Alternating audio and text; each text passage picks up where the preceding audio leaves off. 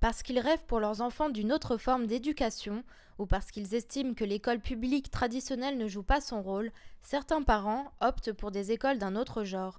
Elles sont aujourd'hui plus de 800 en France à proposer un enseignement différent ou une pédagogie alternative. Respecter le rythme d'apprentissage de chaque enfant, les valoriser sont le but commun de ces écoles. Parmi ces pédagogies, la pédagogie Steiner, du nom de son fondateur Rudolf Steiner. La première école est fondée en Allemagne en 1919. Il en existe aujourd'hui 1025 dans le monde, dont 22 en France. Elles accueillent les enfants de la maternelle à la terminale. Dans ces écoles, les niveaux des classes sont nommés de la première à la 12e, cela correspond du CP à la terminale. Alors ces écoles sont-elles l'enseignement de demain? Un reportage de Audrey Ayoun et Colline Rigaud. Feriel est élève de l'école Steiner depuis le jardin d'enfants. Elle a aujourd'hui 18 ans. Elle est en 12e classe. Un meilleur enseignement et environnement étaient les priorités de ses parents. C'est l'alternance entre les matières intellectuelles et les matières manuelles et artistiques qui ont convaincu ses parents de choisir la pédagogie Steiner. Cet après-midi, Feriel se rend à son cours d'anglais. We shall fight in the fields and in the streets. We're really lucky because we're in a pretty school. Yes, a pretty environment, you mean? Yes. Mm-hmm. And it's really important for the children.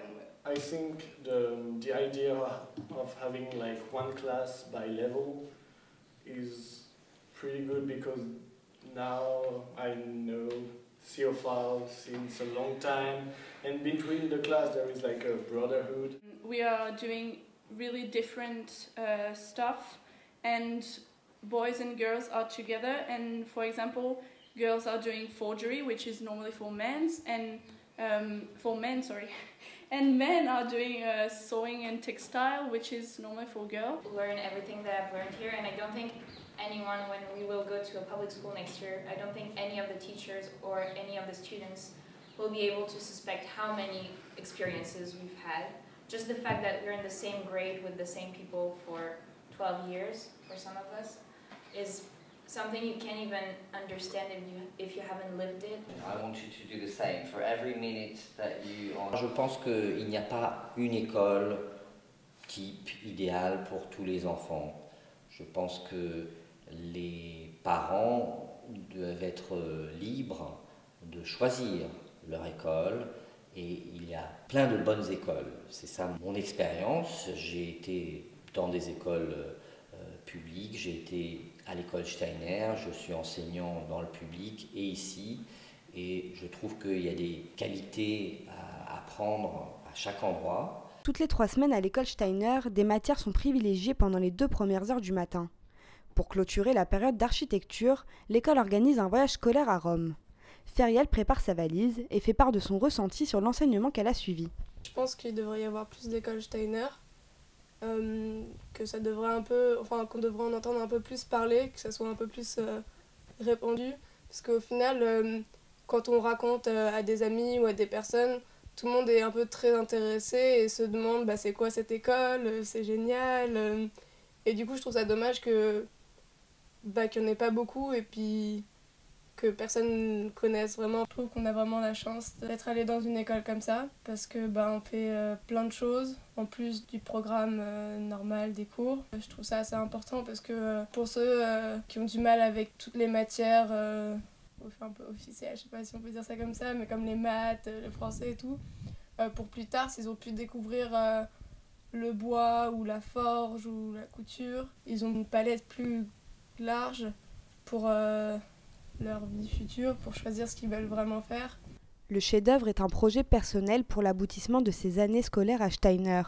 Souvent préparé pendant 1 ou 2 ans, c'est en 12e année qu'on le présente. Un moment fort et attendu par tous. J'ai décidé de faire un travail sur mon identité. Et donc dans mon chef-d'œuvre, il y a un peu 2 parties. Il y a la partie philosophique, un peu où je me questionne sur la question de l'identité, je fais des recherches, je dresse un peu un tableau de ce mélange des 2 cultures. Donc je commence avec de l'arabo-andalou, donc c'est de la musique au violoncelle, avec plein d'autres instruments, et du chant. Et ensuite je fais de la musique classique. Ensuite, je danse, donc je fais du rock. Et pour finir, je fais de la danse kabyle. Feriel arrive à son cours de musique pour répéter son chef-d'œuvre. Ça serait donc le samedi 1er avril. Et on interviendrait à peu près une quinzaine de minutes, c'est ça? Tout le groupe participera à son chef-d'œuvre à Steiner.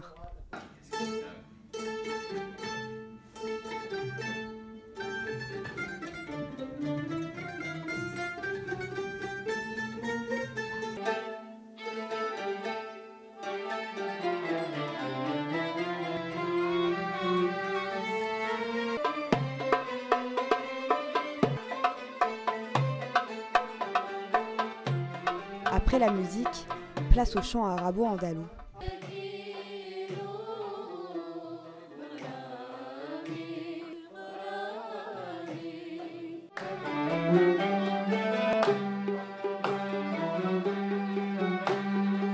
Le violoncelle à la base, c'était à l'école Steiner que j'ai commencé en 3e classe.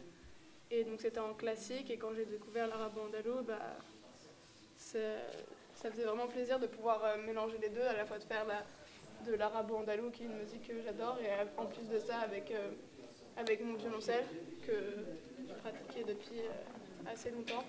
Après une journée de travail, retour à la maison pour se préparer au grand départ.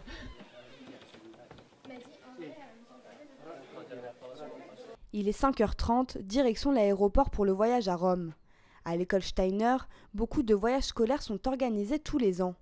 Pour les grandes classes, les élèves ont la chance de pouvoir faire un échange de 3 à 4 mois à l'étranger, dans une famille d'accueil, scolarisée elle aussi dans une école Steiner. L'école organise de nombreux stages. À la ferme, dans un orchestre, bûcheronnage ou dans le social, les activités sont variées. Arrivée à Orly-Ouest, il est 6h. C'est accompagnée de son professeur de français qu'elle se dirige maintenant pour rejoindre sa classe. Après avoir voyagé à Berlin et aux États-Unis, c'est maintenant l'Italie qu'elle visitera. Au projet, visite du Colisée, musée du Vatican, fontaine de Trévi et la Piazza di Spagna. 5 jours pour découvrir l'histoire de l'Italie, ses traditions et les coutumes culinaires du pays.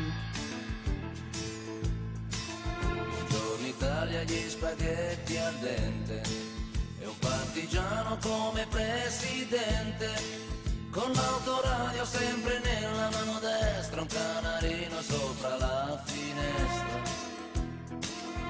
Buongiorno Italia con i tuoi artisti, con troppa America sui mani.